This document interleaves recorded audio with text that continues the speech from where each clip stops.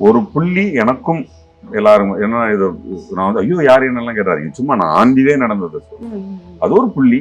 ஆனா அது வந்து ரொம்ப கள்ளத்தனமா வீட்டுக்குலாம் வந்து அதெல்லாம் இல்லை. ஒரு சடனா அது ஒரு ப்ராப்ளம் ஆச்சு. நான் மற்ற ஹஸ்பண்ட் மாதிரி இல்லை. கன்வே அவங்க கிட்ட என்ன இப்படி நினைச்சேன், இது இப்படி ஆயிடுச்சு. அவங்க தான் அதை கையில எடுத்தாங்க.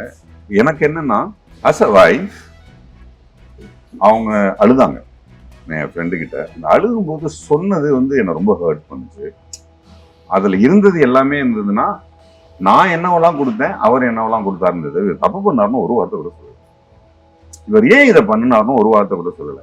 இவர் பண்ணதுனால இவர் விட்டுட்டு போறேன்னு சொல்லல. இவருக்கு தண்டனை கிடைக்கும் என்ன சொன்னாங்கன்னு சொல்லலாம்.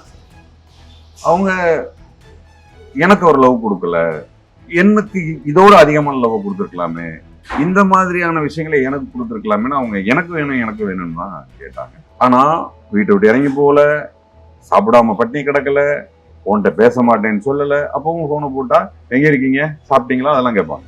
அன்றைக்கே ரொம்ப ஆச்சரியமா இருந்தது. இதை ஏன் நான் சொல்றேன்னா, இன்னைக்கு சின்ன சின்ன விஷயங்களுக்கெல்லாம் பிரியறவங்க காதலுக்காக அதெல்லாம் கிடையாது. மன்னிக்கிற தன்மை இருந்ததுன்னா காதல் இன்னும் பெருசாகும்.